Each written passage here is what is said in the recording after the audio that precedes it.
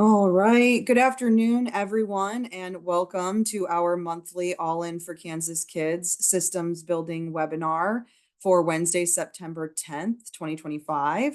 My name is Julia Gruss, and I am a research project coordinator at KU's Center for Public Partnerships and Research. I am also joined today by my colleague, Brianna Houston, who will be dropping any relevant links into the chat that you see on the slides, as well as fielding any questions that you might have throughout the presentation. So as always, please feel free to drop questions in the chat. We will stop our present at the end of their slide that they are on. We will interject with your question and get it answered timely. So if you have any questions, please go ahead and put those into the chat. So again, thank you for being here. This is our 2025 webinar series held on the second Wednesday of the month.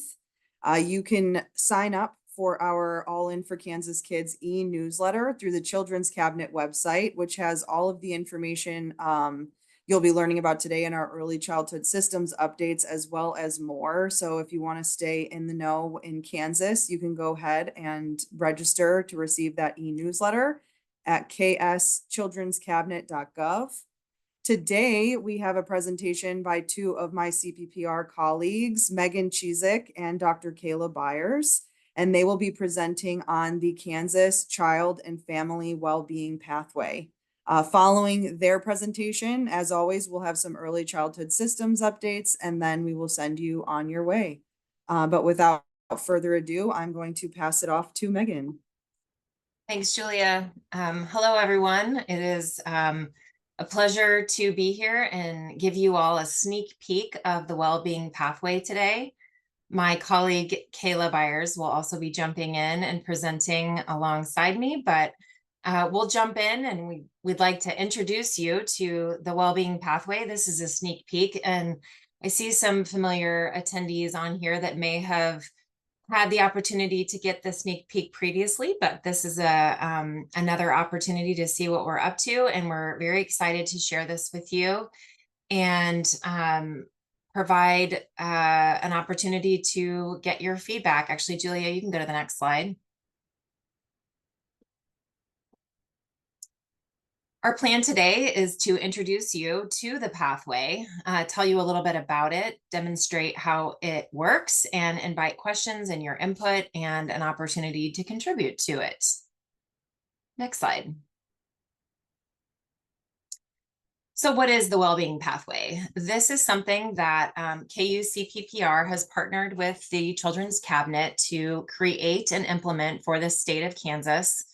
And this is a strengths-based data-driven tool. This is intended to help provide guidance to communities and our state as a whole on how to promote and advance the well-being of children and families.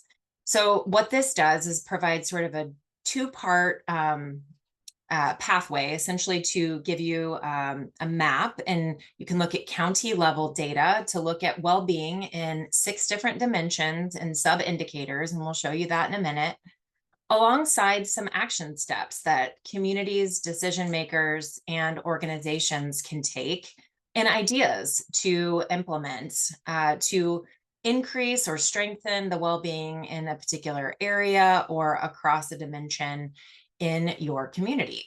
We also share some bright spots across Kansas and best practices from other states that can provide some guidance for communities to implement. And all of this is sort of living in kind of under the umbrella of our Thriving Families vision, which is a national movement, but Kansas has been a part of since 2021. And this is really intended to promote the child and family well-being and bring all of our sectors together to support families with their well-being. And then the pathway also aligns directly with our All In for Kansas Kids strategic plan. Next slide. So the Wellbeing Pathway is a tool that was co-created with Kansans, with you all, with lived experts across our community. We worked with several different existing groups and a group of lived experts to really help us understand, what does family well-being mean? What does community well-being mean? And helped to identify these 6 dimensions that we'll share with you that kind of guide what the well-being index is across your county. So this was co-created with focus groups alongside publicly available community data and a systematic review of community initiatives and literature. So this combines evidence and community knowledge into this interactive dashboard that helps make the data more accessible, strengths-based, and actionable. So what you will see is that the data and the well-being indices are strengths-based. So we have a lot of tools and data maps out there that look at percentages of and numbers in a deficit model. And this kind of takes that and turns it a little bit on its head. So you're looking at where people are achieving and meeting well-being indices and opportunities to strengthen those. Next slide. So also, to just sort of level set before we walk through this is actually screenshots from the dashboard, from the pathway. So you'll see this when we do go live and you have that public link, you'll be able to see all of this information and download the methodology if you're really interested in all of the details. But this gives you sort of an idea of what you'll find here and how we have organized how people are doing. So you can kind of see that the scores are organized in 3 areas with a scale from 1 to 10, getting started, strengthening, and excelling. And so there's no achieving, there's no kind of maxing out, so to speak. You are always working toward greater well-being. And it's also to really help folks understand that getting started is not a bad thing. It's an opportunity, and using the pathway toolkit to help you get started. Next slide. So this gives you the picture of what the well-being score, the scale is. So you can see that getting started, those first 3 yellow circles are your 1, 2, 3. And so when we look at a county, you'll see numbers on there. And this kind of falls the strengthening in the middle and excelling at the end. Next slide. And here's a sneak peek of the 6 dimensions. And as I mentioned before, this was co-created and used through a systematic literature review. And we looked at the social determinants of health and protective factors to really help us get to these particular dimensions of well-being. And then within each of these dimensions, there are sub-indicators and publicly available data that provide the information to get to the index as a whole, and then the individual indices for each indicator. Next slide. So when you click on a county, and each county will be available when it goes live, but this is our example county here. We have Barton County, and when you click on that, it'll just give you a quick snapshot of some key demographics so that you have a sense of how many young children, how many people are living in this community, the median income, and then the type of county. And so we're basing that on the KDHE population for like densely settled rural versus urban versus frontier, et cetera. Next slide. And so when you click on a county, you will see those dimensions that we saw earlier change. You'll see where each of the indicators or each of the dimensions are for that particular county. This is just an example, so don't count on this as exact data, but this will just kind of give you a snapshot of what you're seeing here. So you can see that they're excelling in learning and development and family household, getting started in environment, and strengthening in the others. And so then from there, you can actually click on one. So we'll pretend to click on one. We'll click on health. So we can go to the next slide, and then you'll see the screen change, and that'll pop up with health, and you can dig into that particular dimension. So you see that on the health dimension, they're at a 6. And this kind of top part will give you an overview of what the health dimension means. So there's your description of what it means to excel in that area. And so basically the dimension is explaining, like, if you are excelling in this area, residents' physical and mental health needs are being met, they're engaging in preventive care, and so on and so on. And then it gives you kind of a snapshot of what the indicators are that fall into that dimension right there at the top. So we're able to look kind of more closely at what those indicators are, which is what we will do next. So next slide. What did you say? So the access to healthcare resources is the indicator at the top. And so this will kind of give you a snapshot of what you will see when you come to this part of the website. So in this particular indicator, they're at a 9, they're excelling in this area. And you get that snapshot for the individual indicator, and then you can see some action steps. And the action steps are organized by type of user. So you can see if you're in part of a community and you want to take on sort of a community approach, or if you're with an individual organization or an individual yourself. And then decision makers, policymakers, funders, etc. Gives you little like snapshot ideas of how you can take action in this particular area. And then there at the bottom, you can see a little eye where it says, how do we measure this? And when you click on that, I don't have a snapshot of that to share with you, but this is where you see the actual data source. So it will tell you what data source is providing the scale, the information that helps us understand what the score is made up of. Next slide.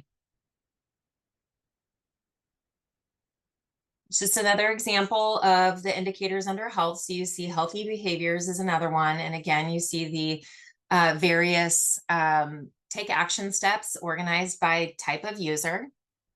Next slide. We'll just kind of go through each of these indicators here. So these are all indicators falling under the healthcare dimension. So you can just see kind of a snapshot of what each of these will look like. So this is all on one page when you're on the website, and you see kind of the dimension at the top, and each of the indicators will fall under that. So we can look at the next one, preventive screenings. It's our next one. And then the last one in this section, next slide, is the physical health status. And you can see in some spaces that we're linking to national sources like the CDC, and then some very specific local Kansas things like our linking it back to our All In for Kansas Kids plan. So it can kind of give you a variety of information and sources of that information.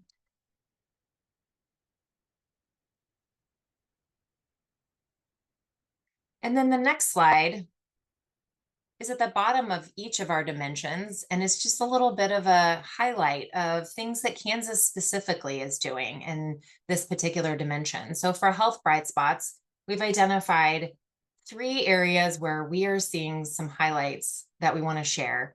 And these have been submitted to us through this link here that we'll share here in the chat, that gives you an opportunity to say, hey, my community is doing something really cool with preventive screenings, or something really cool in the built environment space, or in the particular area of a dimension or indicator that you want to share with us. And we are collecting those bright spots, and we do want to highlight them and provide space for people to connect with one another. And so we're looking at future iterations of this pathway that do engage our communities and allow you all to share your bright spots with each other, and not just limit it to the ones that we've identified and listed here. But we are, so we invite you to do that. And then we are sharing these bright spots in each of the areas that we want to highlight at a particular time. And we're really looking at a variety of things, a variety of approaches in a variety of geographies. So rural, urban, different populations, any kind of things that come up for you that you think are bright spots, we invite you to share.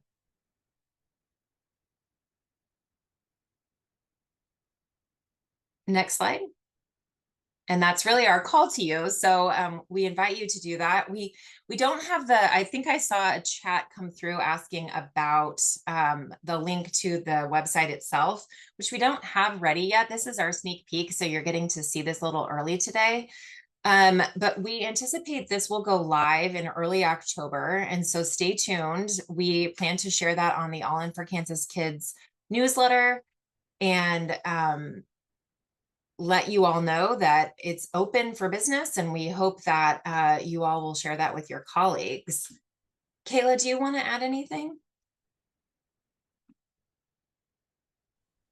I would just add that one of the features that Megan talked about early on about how this was created, and that it really was a collaborative effort across a number of partners and community members and lived experts is one of the real highlights of this new tool, and that well-being is a really complex and interconnected concept where, you know, your family well-being impacts other kinds of well-being. Your economic well-being may impact your educational well-being. And so it was really important to us to understand what well-being truly meant, not just what it says in the literature, what did we already know, but what is the real experience of families, particularly in the current context where we know we all are experiencing the many things nationally, locally, globally that are shifting our well-being.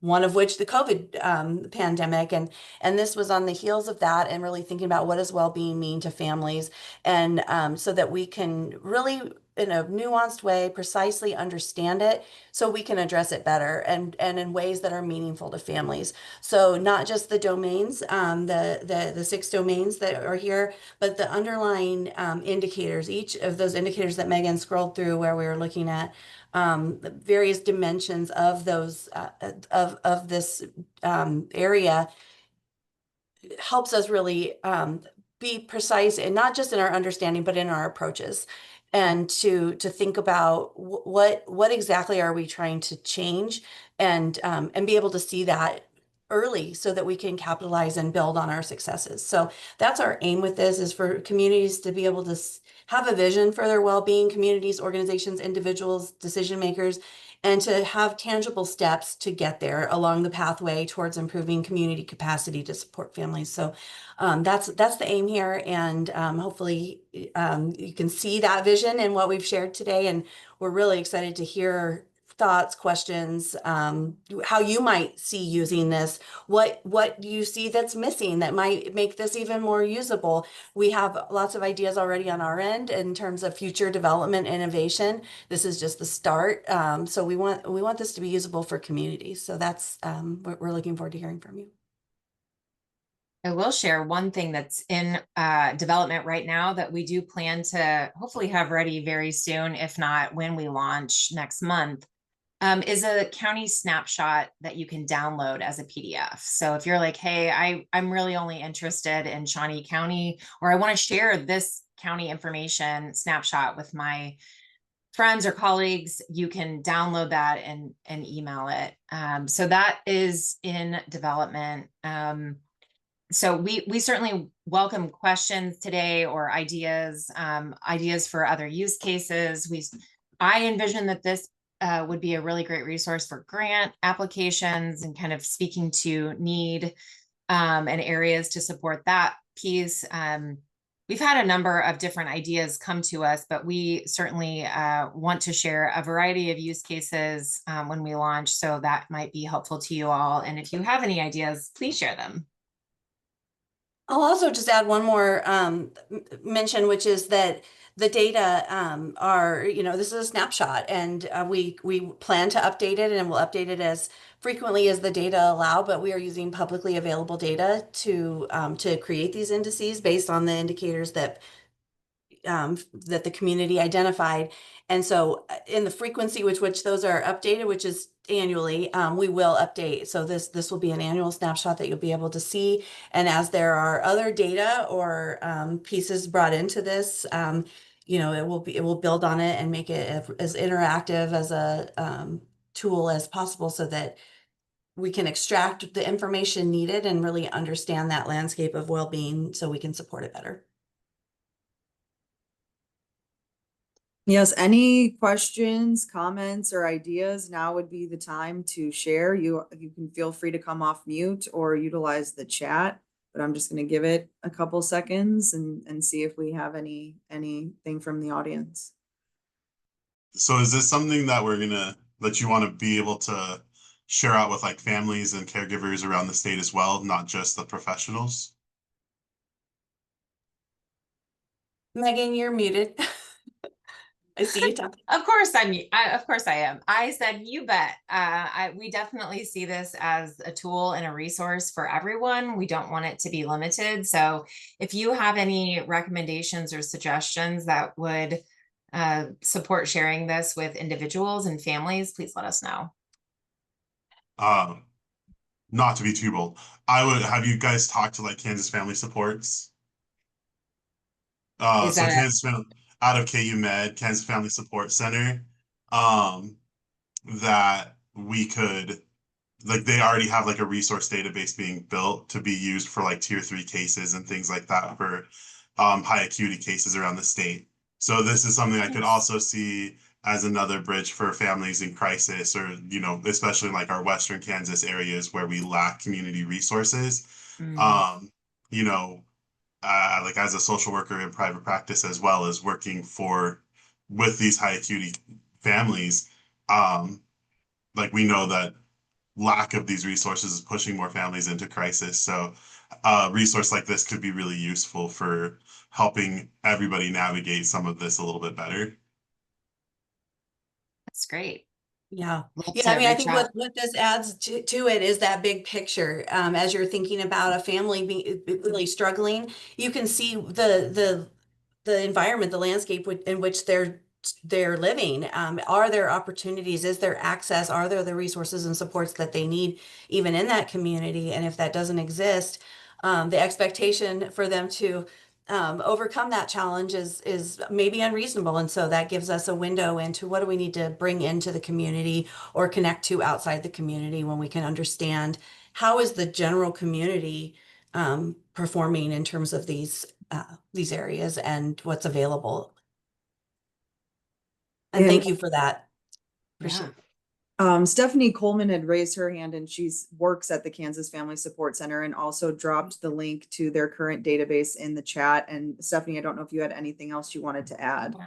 No, and I apologize. I kind of came late, but I did. The question I did have on this is, does it have specifics to disabilities, autism, and disabilities within this as well? There are metrics that are related to disability that are part of the index. What this is doing is capturing a score of how well that community is doing in that area. It doesn't necessarily tell you what is there. But it's based on the publicly available data that you can go get to, which can, you can drill down. You get the score and you're like, hey, this is an area I'm worried about. I'm worried about disability and autism services in my community. You can drill down into those publicly available data and see what is that based on? Why is that metric low? And it is, likely the service availability of services and things like that. It's not going to give you a list of like the services in your community. No, I get, sure. Okay. I get that. No, Okay. no, but this is actually a really cool tool. I'm thinking too, we have an autism community work, sorry, my brain is not working right this minute, but work group, state level work group on the autism, for the autism community, that I can see using some of this information to help navigate our recommendations and whatnot as well. So I can't wait till it's live and I can start playing with it. Oh, that's exciting. That's exactly what we hope is, Yeah. what is the landscape of the issue that you're working towards, and can you understand that better in direct resources? That's exactly what our aim Yeah. is. And so we look forward to hearing how that works for you and what Yeah. you're able to glean. I live in, the metro area, so we have a lot, but I realize that there are so many areas in the state that does not, and that's where we've got to do better. So thank you. Yeah. Thank you.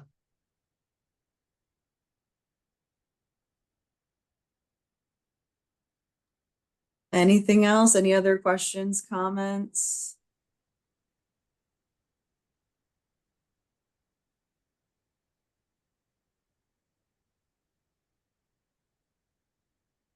All right. Well, if anybody thinks of anything, you can always email me and I can share that with Megan and Kayla. But I just wanted to thank both of them for coming on today and giving us this overview of this pathway. And also Megan put her email in the chat as well, so you can email her directly. So thank you so much for sharing this with us. As they said that we should be going live with this early October. That link will be shared in the All In for Kansas Kids e-newsletter. And I can be sure that at our next October webinar that I have a slide in the early childhood systems updates with that link for everyone as well. So one more time, thank you so much to Megan and Kayla for being here. We appreciate you and the time. Thank you for having us. So we will move forward to our early childhood systems updates. First, we shared this last month and we just wanted to share it with you again. There is currently an All In for Kansas Kids webinar survey that is up and running. We want to hear your opinions on the webinar, how we can make it better. Also, if you have any ideas for future presenters, we would love to hear that from you as well. Basically, we just need your help to shape the future of these monthly All In for Kansas Kids webinars. Your feedback is what will help us to highlight a broader range of voices and experiences in early childhood. So Bree dropped that link in the chat for you. It shouldn't take you any longer than like 5 to 10 minutes. If you have a lot to say, probably a little bit longer than that, but please take the time to fill out that survey for us. We really appreciate it. Next, we have a funding opportunity through Thrive Allen County, the Child Care Health Insurance Reimbursement Program. Applications are currently open for this and will be open through Saturday, September 20th. And this program is designed to support employment stability for Kansas-based childcare providers and educators by reimbursing up to $300 per month for the provider's portion of their out-of-pocket health insurance premiums. So if you want to learn more about this funding opportunity, you can follow the link in the chat, and that link also has the application as well. So you can find both of those things through that link that Bree just put in the chat for us. And in professional development, the Kansas MTSS and Alignment, which stands for a multi-tier system of supports and alignment, which is a term used in Kansas to describe how schools go about creating a system to provide supports for each child in their building to be successful and the processes and tools used to make these decisions. So the Kansas MTSS and Alignment offers professional training opportunities throughout the school year. So you can check out their upcoming events, trainings, and resources through the link in the chat. Reminders and next steps for you are upcoming meetings. The next early childhood recommendations panel will be held next Friday on September 19th from 9 to 11:30 a.m. The next children's cabinet meeting will be held on Friday, October 3rd from 9 to noon. And our next early childhood systems building webinar will be held on Wednesday, October 8th from 12 to 1. And as always, please remember that you can find all of these meetings, the recordings, and also the recommendations panel has a live stream on the Children's Cabinet YouTube channel. So you can go ahead and subscribe to our YouTube channel so that you can find those meetings easier. And you can also sign up for that All In for Kansas Kids e-newsletter to stay up to date on all of everything early childhood in the state of Kansas. So thank you to everybody for joining us today. We'll give you some time back in your day and let you enjoy your lunch. But again, thank you for being here, and we will see you next month.